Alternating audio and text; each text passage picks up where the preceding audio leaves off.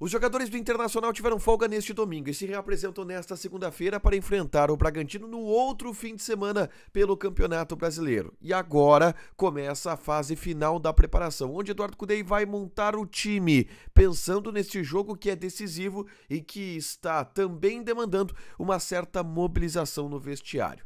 A gente fala sobre as repercussões do praticamente anúncio de D'Alessandro e Abel como membros do Departamento de Futebol de uma possível eleição do candidato Roberto Melo. Repercutimos também a entrevista de Edenilson, que para o canal de Duda Garbi relatou o que viveu em Porto Alegre, deu detalhes sobre o ambiente da sua saída e fez uma crítica velada a um movimento da direção depois do vice-campeonato brasileiro no ano de 2020. Falamos também sobre a sondagem por um meia do Atlético Mineiro que pode vir parar no Inter na temporada de 2024. Esse é o Diário do Inter KTO deste domingo, 19 de novembro de 2023.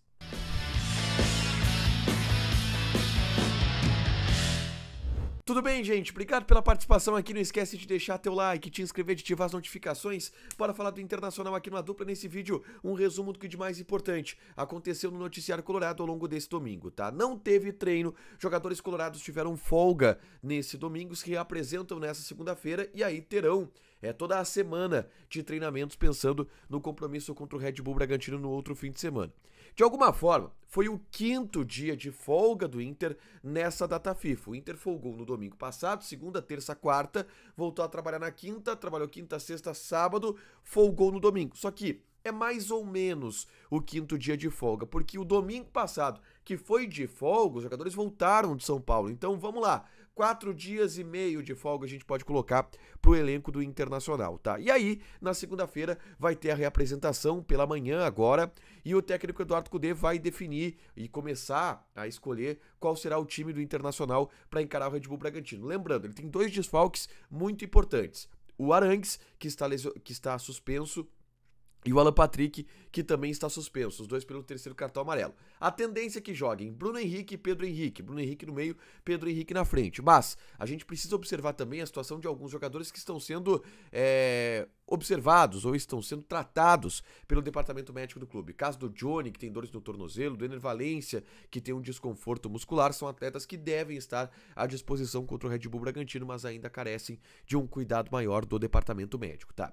Na tarde desse domingo, eu gravei um vídeo aqui no canal repercutindo uma fala da candidata a vice-presidente do Internacional, Luciana Gomes, ela que é da chapa de Roberto Melo.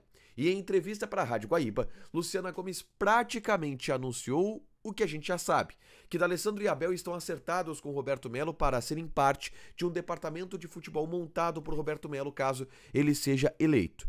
E, obviamente, que essa declaração ela pode ter repercussões nos atuais clubes de D'Alessandro e também de Abel Braga. E eu falo sobre isso nesse vídeo aqui. É só clicar para assistir para saber, primeiro, quais os papéis de D'Alessandro e Abel Braga nesse modelo de departamento de futebol que está sendo desenhado e qual a repercussão que isso pode ter em BH, também no Rio de Janeiro. É só clicar aqui para assistir, tá?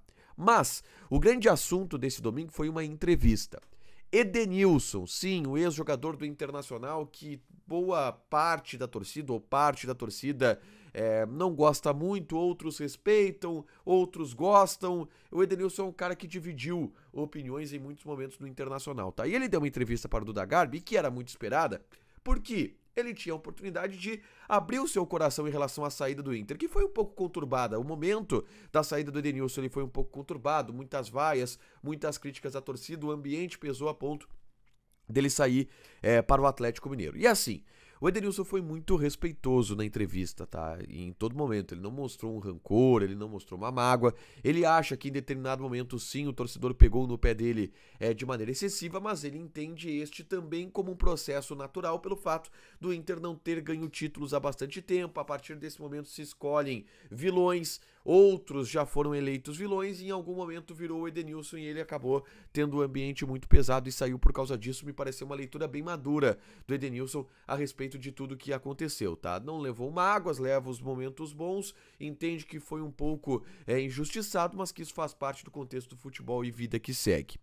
Mas me chamou a atenção uma fala no finalzinho da entrevista, que até pode ter passado despercebido.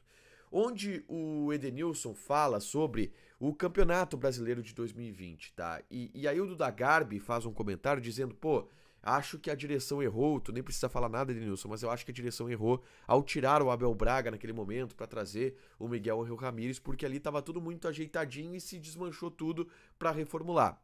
E aí o Edenilson faz um comentário, que eu quero trazer para vocês o que está por trás desse comentário do Edenilson, tá? A grande notícia para mim não é o comentário, mas o que está por trás. O Edenilson diz, pois se tentou reformular tudo naquele momento e o ambiente ele era de reformulação, o que eu não concordo muito, porque eu acho que um time que está em segundo colocado no Campeonato Brasileiro, é vice-campeão brasileiro, ele está bem mais perto de ser campeão. Então, desmanchar tudo para reformular não seria a melhor ideia. E essa fala do Edenilson é de um cara que naquele momento era uma das lideranças do vestiário do Internacional. O Edenilson era um dos capitães, capitão naquele momento era o Rodrigo Dourado, mas quando o Dourado não jogava era o Edenilson, depois veio o Tyson ainda em meio a 2021, mas é um relato de um cara que era uma liderança do elenco daquele momento, o que mostra que assim pensava uma das lideranças do elenco daquele momento, que a reformulação ela não era a situação ideal para aquele momento, que a reformulação ela não devia ser feita da maneira que foi feita, que era necessária uma continuidade do trabalho. E a gente sabia que naquele momento muitos dos jogadores tinham esse entendimento, muitas pessoas importantes, jogadores principalmente no vestiário, tinham esse entendimento naquele momento de que a saída do Abel Braga não pegou muito bem.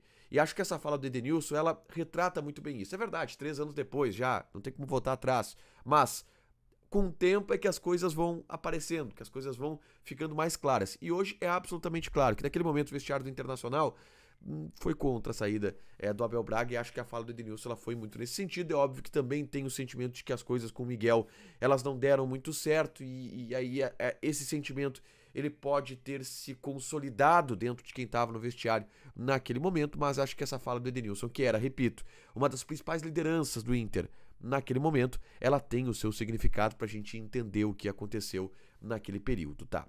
Por último, deixa eu falar sobre Johan, meia do Atlético Mineiro, passagem por Chapecoense, passagem por Palmeiras, passagem por alguns clubes, e que, segundo o Lucas Colar, está interessando ao Internacional, tá? Eu já trouxe aqui há alguns dias a situação do Johan no Atlético Mineiro. Ele entrou em uma lista feita pela Galoucura, que é a torcida organizada do Atlético Mineiro, que o colocou em uma lista de jogadores que deveriam sair do Atlético Mineiro. E é um jogador que faz o estilo do Inter, o Kudê gosta bastante dele.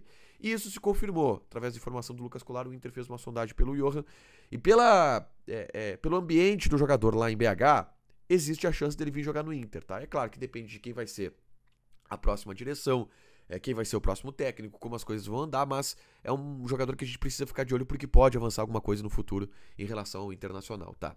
Pra fechar, gente, vamos falar aqui de KTO, tá? Terça-feira tem Brasil e Argentina, tá? Eu vou passar aqui as odds de Brasil e Argentina. Brasil 2.62, empate 3, Argentina 2.9. Joga na KTO, te registra, coloca o cupom ADUPLA que tu ganha 20% de bônus em cima do teu primeiro depósito. Fechado? Deixa teu like, te inscreve, ativa as notificações que vai ter mais conteúdo aqui no canal. Beijo!